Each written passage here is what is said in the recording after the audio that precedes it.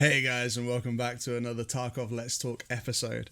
I'm Timoredbeard, and if you like this video, please go ahead and hit that like button. Consider subscribing, and don't forget to press that notification bell. Today, we're going to be talking about Tobias Solems' post. If you don't know who Tobias Solems is, he is, previously was the emissary coordinator for the emissary program, but has now actually joined BSG officially as also a community manager. And he has made a post about some messes that he feels like can get fixed. So we're going to dive into those. I hope you guys enjoy. Let's get into it.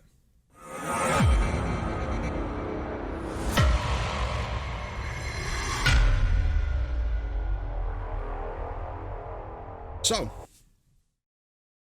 this is the forum post by Tobias Solems, and he starts off with a disclaimer. First, let me preface this with that even though it may be that I'm BSG Guru and the color of my posts are yellow, it does not mean that I have any more or less influence over anything in regards to what is presented here. It's just one opinion material, or one more bit of opinion material. Take it or leave it. Well, I'm definitely taking it, and let's delve into this. So, he starts off with what is meta? My definition of meta is a particular style of playing using equipment or way of modifying said equipment, or the use of any form of equipment / mod in a certain particular order, due to the perception being that doing so is more efficient, thus forming an easily recognizable pattern of behavior which influences many other players into doing the same thing. TLDR, getting the best started things, playing the best way, and doing that all the time. I completely agree. That's exactly what I would call a meta as well. He goes on to say, no, he does not want to eliminate meta altogether. I accept there will be certain ways of doing things in any game that gain popularity. People min-max because something's effective, and while I personally think predictability leads to a duller game experience for everyone, I do not argue against meta itself, but certain parts of currently existing meta, please let me specify. Yeah, you'll never be able to eliminate meta. In any game where there is gear that has statistics, there will be meta. That is just, or different statistics, there will always be meta. That's just the way that games work these days. But let's get straight into the first meta that he covers. And this is that certain armors are preferred due to them not covering the stomach. I am very much a user of this meta, but that's just because it's the most effective, and I wouldn't mind seeing it gone. But let's see what he says. He says, if you pick an armor type that doesn't cover parts of your body, this armor will perform better in game than an armor type that does cover said body part, namely the stomach. Why, you ask? Well, because repairing the stomach can be done in raid, whereas the armor can't be. Thus, the armor lasts longer because it covers less area and will be hit fewer times. This meta did not exist prior to the addition of surgical kits. Absolutely. So, the stomach is essentially a disposable resource at this point in time. It's a little health pool that you can just throw away in fights, and often actually win fights because your armor is protecting your more vital parts. There is a little trade-off to this at the moment where, because of 9x19 becoming so much more popular in the meta, and larger rounds that do more flesh damage, being quite popular in the current gun meta as well, actually not having stomach armor can lead to you dying faster on occasion, due to the fact that the flesh damage hits your stomach and then it starts spreading out amongst all your limbs and eventually kills you through sheer rate of fire of larger bullets. However, that is a rarer circumstance than normal, so this is still very much a meta. He's got two fixes for it: the hardcore version fix and the less hardcore version fix. The hardcore version fix is make it so surgical kits cannot be used on the stomach in addition to the head or chest. Also make it so any heavy bleeding in the stomach can only be fixed off raid, and that any hits to the stomach after it's been blacked out generates a heavy bleeding effect. And I'll get to my thoughts on that in a moment, but his less hardcore version fix is make it so damages to the stomach area after it's been blackened always generates a heavy bleed. So, I very much agree with this first sentence. Make it so surgical kits cannot be used on the stomach in addition to the head or chest. Obviously, there's a high likelihood that the large majority of you watching this have never tried to perform surgery on yourself, especially to your gut, after some sort of gunshot wound. But from what science tells us, it's not easy. It really is. Can you imagine a guy with a surgery kit trying to look down and trying to get inside and like staple up his stomach where a gunshot has like lacerated through, and he's just there with a stapler just trying to get in, and yeah, it's not gonna happen. So I agree that surgical kits shouldn't be able to be used on the stomach in addition to the head or chest. Now his second part, it worries me a little, and I think it worries me from a game balance perspective, not from a realism perspective, right? So it's also make it that any heavy bleeding in the stomach can only be fixed off raid. Realistically, sure, yeah. Like realistically, that would be kind of standard. You would need proper medical care and surgery, by a third person, like a surgeon or something, you know, to deal with those problems. However, if this fix made it into the game, if your stomach got blacked out, you're basically guaranteed dead unless you're right next to an extract. Because the way heavy bleeds work in the game at the moment, they mess you up significantly. So if you got heavy bleeds from a black stomach and you couldn't fix it in raid, because I mean it makes sense. You can't go just shoving a hemostatic syringe into your guts and trying to stem the bleeding there, because it would cause permanent lifelong damage to your internal system.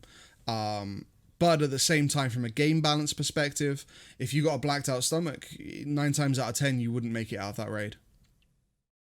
And I think that could be such a severe thing that it would cause a lot of the player base to quit. So, you know, trade-offs, right? Trade-offs.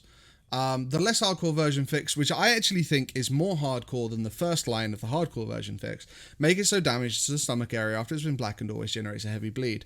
So I would say, yeah, I mean, that works as long as you can fix the heavy bleed. Throwing realism out of the door here and just looking at game balance, yeah, if you can fix the heavy bleed, you know, with a hemostatic syringe, obviously you can't much tourniquet your entire stomach area. Otherwise you'd cut off blood flow to your lower limbs as well, and to be fair, I don't think it's even possible to like tourniquet around the bottom of the ribs, as far as I'm aware. But I don't have a lot of medical knowledge. I did, you know, some basic first responder training a while back, but other than that, I don't think it's possible. So, I mean, it would just be a hemostatic syringe thing, and then it would be there for game balance purposes only, right? So, yeah, those are my thoughts on that. But, you know, understandable fixes for sure. Next up, we've got pre-popping meds to be able to sprint in situations where damage sustained would prevent you from sprinting. Pre-paining is a bone of contention, a massive bone of contention for the Tarkov community, especially the content creator Tarkov community at the moment. You can find threads on it on Twitter, on Reddit, in Discords. People talk about it a lot. So what he says is, by meds I mean everything from any form of painkillers or similar that keeps you sprinting even on blackened/broken legs. This meta is exacerbated by the lack of inertia/weight affecting movement, meaning that you want to do this so you can side strafe very quickly while spraying to increase your chance of getting headshots, whilst minimizing the risk of getting shot in the head yourself. Completely understand that. Pre-painkillering is a funny one, actually, because it doesn't work in real life to 90% of the time. Because what happens is, if you are hopped up on painkillers, right, and then someone shoots you, the shock of that impact, the shock of that injury causes your body to flood chemicals into, you know, to where they need to go into your bloodstream, etc. And that flood of chemicals would completely overwrite anything the painkillers were doing. To your neural signals and all that sort of thing. So pre-paining doesn't really function in real life at all. I think that, like, I understand the inertia weight affecting movement thing with the side strafing. That's another. We'll talk about that another time. Side strafing. You shouldn't be able to be in any way, shape, or form accurate while side strafing at all. You really shouldn't. Anyway, his hardcore version fix. Painkillers do nothing against broken or blacked out limbs, meaning you simply cannot sprint with legs lost and that your movement speed is reduced in general. I completely agree. I think that should absolutely be the case. I think painkillers should do nothing for blacked out limbs. I think painkillers should be semi-effective with broken limbs. But his less hardcore version fix is a progressive overtime effect, meaning there's a peak of painkilling that allows you to sprint, but only after some time. Before this peak, you can only move at 50% of your healthy default speed. I like this. This would completely eliminate pre-paining. This would also completely change the way people play the game. And what I mean by that is, let's talk about movement outside. Talk about shoreline. When people spawn into shoreline, 90% of the time, if they're a Chad or something like that, they will pop an SJ6. They'll sprint to resort, right? Now that's normal, right? That's standard. Everybody accepts that. But what if suddenly someone shoots you in the leg because you couldn't pre-pain? Like, so, you know, you pop an SJ6, you pop your golden star, you sprint to resort, right? Suddenly you get shot in the leg. Now you can't pre-pain. You're stuck in the middle of a field on your way to resort. Some guys just put an M61 into your leg and it's blacked out and you can't move. Now, you can't just, pop a proper tile or just carry on running because you're on golden star or something. Now you're stuck in that field. And there are things you can do, like diving prone, maybe hoping for a little bit of defilade. But frankly, what's probably going to happen is the person that shot you in the leg is now just going to aim up a little bit higher and dink you out one, right? Because you can't move, because your leg's just been swept out from under you, which is realistic. And so I do like it. I like it. It would cause people to pay a lot more attention. You can take that risk. You can sprint across the field and hope that no one can take out your leg while you're sprinting across the field, right? Or you can move a lot slower and go from cover to cover and make not a direct straight route to resort and move around a bit, going behind trees, through bushes, etc., etc. It would completely change up play styles, which, is not necessarily a bad thing. So I like that. I think the hardcore version fix is maybe a bit too hardcore. I'm normally very much for hardcore version fixes, but you got to keep game balance in mind as well, and the player base, right? I think the less hardcore version fix is spot on though. Movement hacks, e.g. tapping sprint and turning to increase strafe speed, or bunny hopping, attempting to reduce hitbox or increase speed, and sidestepping very quickly in repetition to avoid being shot in the head. These gameisms not only break immersion by looking silly, they also, in certain cases, introduce movement advantages that, if you know them, give you an edge in certain situations. These aren't designed to be, they are just ways of getting around certain missing elements in the movement mechanics. This is a massive bone of contention in the Tarkov player base at the moment. A lot of players love it. A lot of players hate it. And frankly, I use it because it's there. I don't want for it to be there though, if that makes sense. So for me personally, my idea would be that, my fix to this. So, I mean, let's talk about Tobias's fixes first. Hardcore version fix, just prevent these altogether from being used. Less hardcore version fix, increase damage drain for this behavior. As far as I know, bunny hopping is planned on being removed anyway, and the only reason it's in at the moment is because when they removed it the first time around, it caused a bug, and so they had to put it back in for a temporary bit of time. The other things I think would actually, what would really fix them is proper inertia physics. If I'm moving up to a door, right? Now, in a standard breach and clear environment, you would breach the door, you would push straight in, and you would sweep your sectors, right?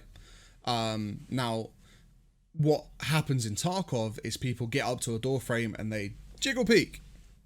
Oh, did I spot someone in that corner? Yeah, jiggle real quick again. Ah, yeah, there he is. Okay, pre-aim that location, jiggle once more, dead.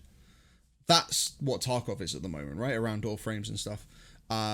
Or they might bunny hop across a door, moving way too fast for anyone to be able to see, like to actually get a shot on them. And they can use their middle mouse button look through the door as they're bunny hopping, and identify any friends or foes, etc., etc., etc. Inertia fixes all of this.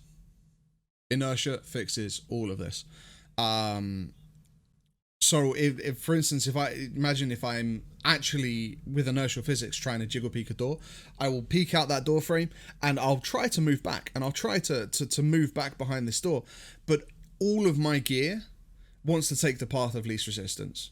My plate carrier, my backpack, my weapon system, perhaps another weapon system on my back, my helmet, everything wants to take the path of least resistance in terms of movement, which means it wants to keep going the way it was already going, which means that when you try to peek back after peeking a door, all of your gear wants to just keep going that way.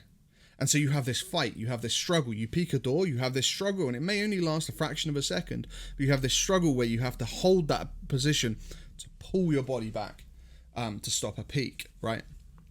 And this is the big thing, right? With inertia, you wouldn't be able to jiggle peek. With inertia, you wouldn't be able to bunny hop and use all of these movement things to garner an advantage in the game. You would have to commit to your choices, commit to your movements, and it would eliminate side strafing, it would like AD spamming, it would eliminate jiggle peeking, it would eliminate a lot of things.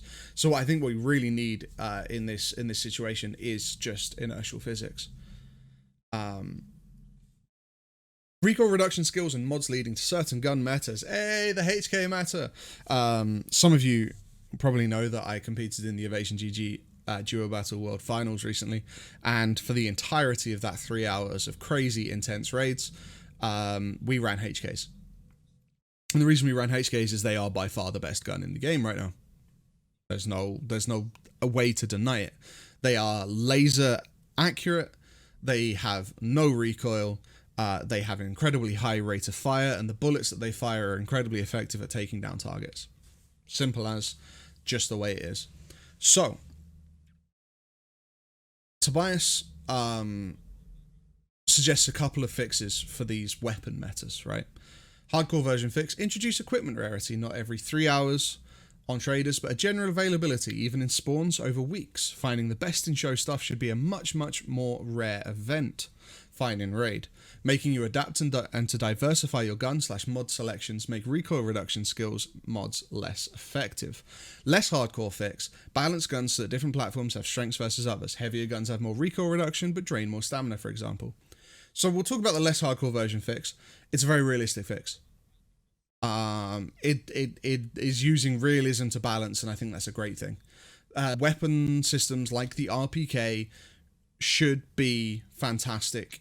Fantastically low recoil. However, they're not easy to shoulder around for extended periods of time, especially not full auto firing and the like. So they should be difficult. They should have the low ergo. They definitely have pretty good ergo at the moment. They should have the lower ergo. They should be harder to move around, but then their recoil should be very easily manageable. And I could go on and list a whole different bunch of guns, but I like that change. I like that fix.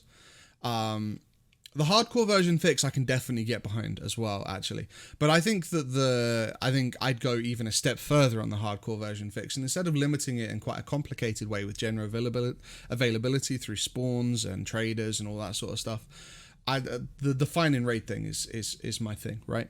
I think that all armor above class 4, all helmets above class 4, maybe all helmets above class 3 even, all meta attachments, all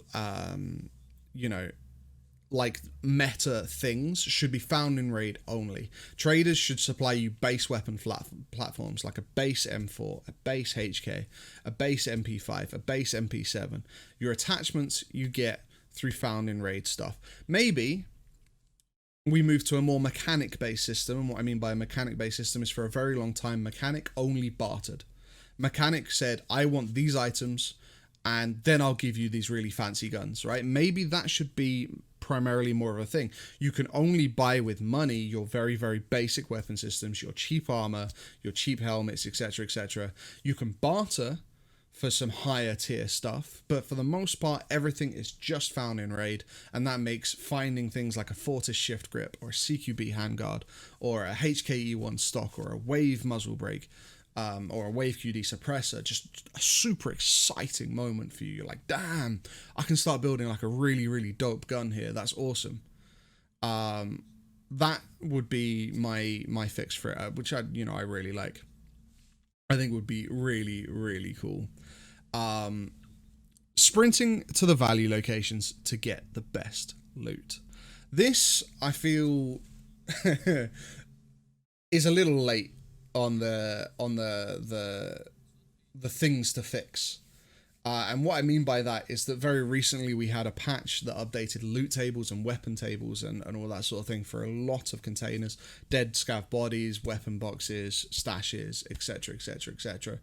And I feel like that change has really helped pull away from this whole sprint into location to get best loot meta sort of thing. Nowadays, you can get loot from nigh on everywhere, which is fantastic. It's such a cool experience, and we'll talk about Tobias's fixes, and I'll talk about sort of my personal experience with this. Tobias says more difficult scavs guarding each position of interest. I completely agree on this point. Fill the scavs in dorms, in customs, get scavs in there, like the main building in the new customs expansion, not the library / drugs lab, but the main building with the GL on it. In my customs callouts map, we just call it main. Like, have scavs there. Like, even if Rashada hasn't spawned there, just have other scavs there. Like the resort on Shoreline, you get a few scavs outside now and again, but imagine you just fill the resort up with scavs trying to scavenge around. Awesome. There are so many locations like Tech Light as well, that tech area with Ultra Med, Tech Light, Texho. Get scavs in there on interchange as well. I think it would be a really, really good fix. And I love this part. This part really, this makes me excited. Perhaps even have scavs grab some more of the expensive loot and move around the map with it. Imagine if we had scavs that actually looted the way they're supposed to. They're scavengers, right? They're there to loot. They're not there to like guard locations per se. They're there to get loot. So imagine if, you've got scavs in like Tech Light, right? Or up around that Tech Light area, and he's going there, he's browsing the shelves during the raid. He sees a graphics card and he's like, oh, graphics card. He grabs it, he chucks it in his bag, and he's like, all right, I've got to hide. I can't just stand out here. Other people will come to try and grab loot. And, and then there's you as a PMC, and you're 20 minutes into an interchange raid, and you're sort of like working your way down the back alley of some of the shops up in interchange or something. I just heard a can of Tushonka being opened and eaten. What's going on there? And you open the door and you clear your sectors and you check a corner, and suddenly there's a scav there hiding in the corner eating his Tushonka, and you dome him and you're like, yeah, nah, that's my Tushonka. And then you go and loot him and he's got a graphics card in his bag. How dope would that be? That'd be so cool. And it's not like it's adding more loot into the map, because the loot was already there. He just grabbed it and moved it to a new location. Really cool. Love it. Also make it so secure containers can only be used before or after a raid. There's still a risk to you after you pick up certain expensive items. I kind of agree. I think that secure containers should be out only, which means that you can bring ammo and meds and food and keys in your secure container, and you can use all of those things in raid, but you can't put new stuff back into your gamma container or your secure container. That is my way of thinking, but I'd love to know what you guys think. Less hardcore version fix, allow placement in secure containers only for quest items during raid. Yeah, it makes sense, allowing to put quest items inside your secure container. I feel like that doesn't really make a lot of sense though, considering that 90% of the quests are found in raid only, and if you die, you don't get the found in raid tag anyway. So yeah, but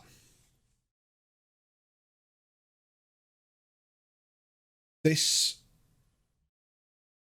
like new loot table thing from the last patch, I think, has brought this whole problem of sprinting to the value locations to get the best loot right down on the priority list. And the reason for that is that people are finding loot all over the place now. And one of the really good things about that is that it's making PvP more viable. And what I mean by that is that for a long time, PvP wasn't viable because even geared high-level players that have got a lot of money in their stash would come into raid with a Ragman Special, which is the class 4 armored rig that looks almost like a nappy, and a Vepr Hunter with like a 10-rounder with M61 in it.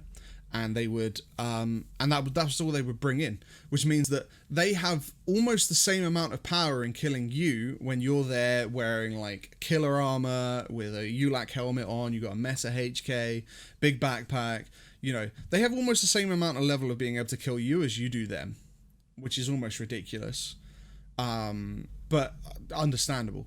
Now, the reason that that's not the case anymore, in my opinion, is that these new loot tables are making it more viable in a weird way, but a great way. So to give you an example, I was on Shoreline the other day, and I went to Resort, and I cleared out Resort, and I took out everybody, and you know, I had a pretty good standing. I'd already had a bunch of loot from the players that I'd killed. Hadn't really gone and opened up any doors yet, but there was still loads of doors closed for me to go and loot. And I started hearing shots down towards Power Station. I was like, that's definitely players. That's not scavs or anything. I'm going to go check it out. I don't think anyone's going to come up here with keys because I've already cleared out a lot of the other players. And normally if they haven't arrived by now, they probably won't come to Resort at all until the very late stages of the raid. So I'm going to go check out this. So I head down to Power Station and I spot a couple of players in the bushes on the ridgeline trying to shoot scavs down in Power Station, and I kill them. And they're low gear players. They're not very high level. And I'm there like, this probably hasn't even been worth my while. The ammo probably cost me more than the money that I'll make off of the stuff from them, right? But one of the guys had a 75 out of 75 Gen 4 assault. Found it in a stash or in a box somewhere. A Gen 4 assault, 75 out of 75, class 5 armor. The other guy had a found in raid MP7 on him, which he'd actually decked out with some attachments that he'd found in other boxes. Suddenly, it was so worth it. I took my 99,000 ruble Ragman, not a Prapor class 5 black armor off, chucked it in a bush somewhere, grabbed his full Gen 4 assault, and I grabbed the other guy's MP7 and I headed back off to Resort. And I'm like, damn, I used some ammo on these guys, but now I'm Gucci. I more than made my money back. And that is why I think the new loot tables are great. And, you know, how we can have so much more fun in PvP especially, because there's just more loot on the map. More loot that you can get through PvP, right? So yeah, really good stuff. This has been Tobias Solems' post. I will put a link in the description to this post. I'll also put a link in the description to Tobias' socials. I stream on Twitch Tuesday through Saturday, starting at 12 PM GMT. I'll put a link in the description for that as well. If you want to go get yourself one of these beautiful hats, there's a link in the description for that as well, Corf merch.